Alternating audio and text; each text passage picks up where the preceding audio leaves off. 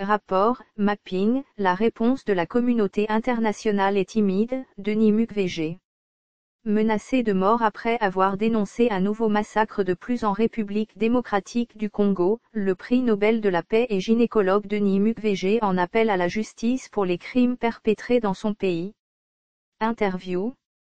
Prix Nobel de la paix 2018, le gynécologue Denis Mukwege est connu dans le monde comme « l'homme qui répare les femmes, victimes de violences sexuelles en République démocratique du Congo, RDC ». Depuis un mois, son hôpital de Panzi, dans la ville de Bukavu, dans la province du Sud Kivu, à l'est du pays, est sous protection. Après avoir dénoncé un nouveau massacre à Kipupu en juillet, ce militant invétéré des droits humains et prédicateur chrétien est à nouveau menacé de mort. En octobre 2020, le Conseil des droits de l'homme à Genève a prolongé d'1 an le mandat du groupe d'experts internationaux sur la situation au Kasaï. Quelques semaines plus tôt, le Parlement européen invitait les États membres du Conseil de sécurité des Nations Unies à demander la mise en place d'un tribunal pénal international en RDC. Interview. Depuis un mois, vous êtes sous protection, tout comme votre hôpital de Panzi. Quelle en est la raison? En dénonçant le massacre commis à Kipupu en juillet dernier, c'est la goutte d'eau qui a fait déborder le vase. Des appels à la violence ont été lancés à mon encontre. Ma famille et moi-même avons vécu une période d'intimidation et d'insultes. Il était devenu très difficile de continuer à soigner les malades dans ces conditions. Ces menaces de mort ne sont pas des paroles en l'air. Certains de mes proches ont déjà été assassinés. Depuis 3 semaines, l'hôpital de Panzi, où je vis depuis 2013, est donc sous la protection d'agents des Nations Unies. Grâce à une mobilisation nationale et internationale notamment. Je suis protégé, ainsi que les malades et le personnel soignant. En dénonçant le massacre de Kipupu, vous n'en êtes pas à votre coup d'essai. Nous vivons des atrocités. Des crimes de guerre, des crimes contre l'humanité sont commis à l'est de la RDC depuis bientôt un quart de siècle. Malheureusement, il règne une indifférence assourdissante face à la situation de cette partie du monde, où le corps des femmes est utilisé comme champ de bataille. À Panzi, nous avons déjà soigné plus de 50 000 femmes, allant des bébés aux personnes âgées. Elles subissent des viols et de mutilations d'une extrême violence, on va jusqu'à brûler leurs parties génitales. Nous avons dénoncé cette situation il y a 20 ans, mais n'avons jamais eu de solution qui permette à la population locale de vivre en paix. Vous n'avez de cesse d'appeler à la justice internationale face aux crimes commis en RDC. Êtes-vous entendu? La réponse de la communauté internationale est timide. Même si l'appel du Parlement européen lancé il y a quelques jours aux États membres du Conseil de sécurité des Nations Unies a demandé la création d'un tribunal pénal international en RDC est encourageant. Nous demandons à ce que d'autres pays l'emboîtent, à ce que l'Église joue son rôle prophétique et sensibilise le monde à cette souffrance, qu'elle soit notre porte-parole, la voix des sans-voix pour qu'enfin un tribunal soit installé, permettant à la population de l'Est du pays de vivre en paix. Car sans justice, il ne peut y avoir de paix. Depuis plus de 20 ans, nous avons la force onusienne la plus importante déployée sur plusieurs zones de conflit. Et pourtant les crimes se poursuivent, les femmes sont toujours violées. Nous parlons de millions de morts et de centaines de milliers de femmes violées. Nous nous trouvons donc dans une crise humanitaire majeure. Le monde doit pouvoir exiger que les commanditaires et les exécutants de ces crimes, des criminels qui pour certains sont toujours en uniforme, puissent répondre de leurs actes devant les juridictions compétentes. Pensez-vous que la Suisse, qui a dénoncé les menaces à votre encontre devant le Conseil des droits de l'homme, puisse jouer un rôle dans cette émergence de la justice pour la RDC? La Suisse est connue pour sa neutralité. La neutralité ne signifie pas l'indifférence, mais l'absence de parti pris.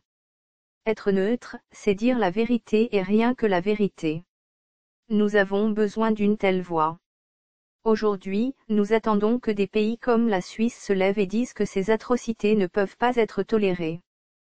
Quels sont les obstacles majeurs qui empêchent la communauté internationale de bouger?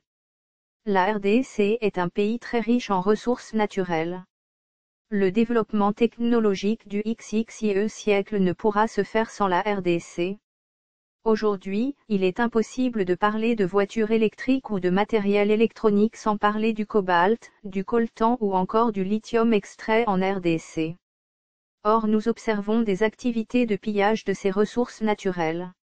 Et ceux qui les commentent ont des appuis puissants à l'extérieur du pays, qui étouffent les voix qui tentent de se lever pour réclamer la paix, car le pillage se fait dans un chaos total. Et sans ce chaos, le pillage n'est pas possible. Aujourd'hui, le grand obstacle provient de ceux qui profitent de cette guerre, qui achètent ces minerais aux bandes armées. Quelle est la solution ? Nous voulons appeler à une prise de conscience. Lorsque vous possédez un smartphone, que vous conduisez une voiture électrique, pensez aux millions de personnes tuées et aux femmes violées en RDC. Il ne s'agit pas de se débarrasser de ces objets, car nous avons en besoin, il s'agit de dénoncer. Nous pouvons exploiter ces minerais sans tuer, violer, et exploiter les enfants. Ces minerais peuvent être propres, or aujourd'hui, ils sont tachés du sang des Congolais. N'y a-t-il pas une solidarité entre les États africains ? Plusieurs présidents sur le continent se réclament du panafricanisme. Mais qu'est-ce que le panafricanisme si on laisse certains États en envahir d'autres et participer au dépaissement de la RDC ? Nous avons besoin de cette solidarité africaine. L'Afrique ne va pas se construire par des violences, des pillages et des conspirations entre Africains, mais bien dans l'unité et la mise en commun de nos savoir-faire, pour utiliser nos ressources naturelles et mettre fin à l'exportation des matières brutes, avant qu'elles ne soient en partie transformées sur place. Ceci éviterait que nos enfants continuent de mourir dans la mer Méditerranée en tentant de suivre ces minerais, périssant dans leur voyage vers les terres promises. Je pense qu'il est encore possible de garder nos cerveaux, de créer des richesses en Afrique, pour que notre jeunesse ne continue pas à errer dans des déserts et mourir dans des mers. Il y a 10 ans sortait le rapport « Mapping » de l'ONU qui épingle des violations des droits de l'homme et du droit international humanitaire commis en RDC entre 1993 et 2003. Comment expliquer que rien ne bouge, ce que vous dénoncez d'ailleurs ? Ce rapport fait honte à l'ONU. Réaliser un tel rapport et le mettre dans un tiroir, sous les menaces des États responsables des crimes, est une faiblesse. Il doit être mis sur la table, il en va de la crédibilité de l'ONU. Fermer les yeux sur les crimes de guerre, les crimes contre l'humanité, revient à accepter qu'ils se répètent. Or après 1945, le monde avait dit, plus jamais ça. La plus grande honte reste d'essayer de cacher la vérité. Si l'on avait pris la mesure de la chose en 2010, lors de sa publication, les Congolais n'auraient pas eu à subir une nouvelle décennie de violence. Que réclamez-vous aujourd'hui ? Le rapport « Mapping » est un outil pour créer la justice. Il fait état de 617 crimes de guerre et contre l'humanité et propose de créer des juridictions pour y faire face. Lorsqu'on l'analyse, on s'aperçoit qu'elles ne peuvent être uniquement nationales, beaucoup trop d'étrangers ont participé à ces crimes. On note également qu'un organe international tel que la Cour pénale internationale n'est pas compétent s'agissant des crimes commis avant 2002, date de sa création. Il est nécessaire de mettre en place différents mécanismes permettant à la vérité d'être dite, afin de créer une mémoire et qu'ainsi ces crimes ne se reproduisent pas. Il faut également des mécanismes qui permettent des réparations pour les victimes, et l'entrée dans une phase de réconciliation en RDC, mais aussi avec les pays voisins. Il est inutile de vivre à couteau tiré pendant des générations. Vous êtes chrétien, protestant pentecôtiste.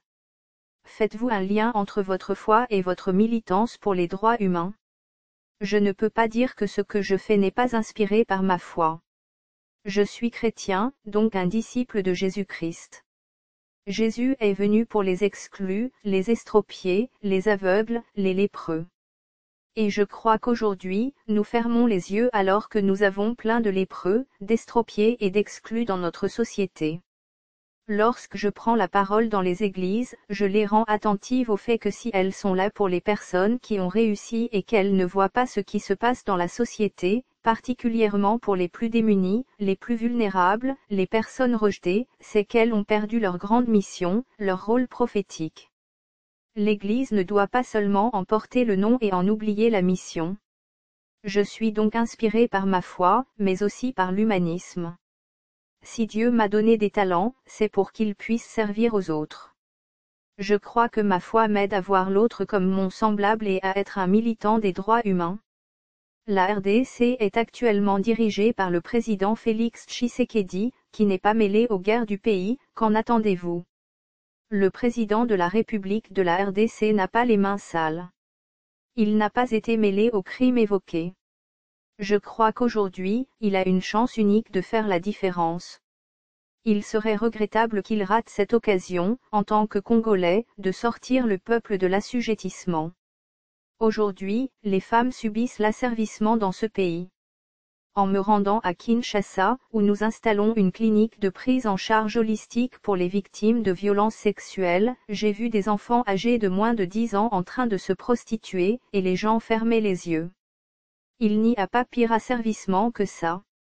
S'il passe à côté de cette opportunité de libérer les Congolais de cette souffrance inouïe qui dure depuis un quart de siècle, de mettre fin à ces crimes, il aura raté sa mission prophétique. Source /mediacongo.net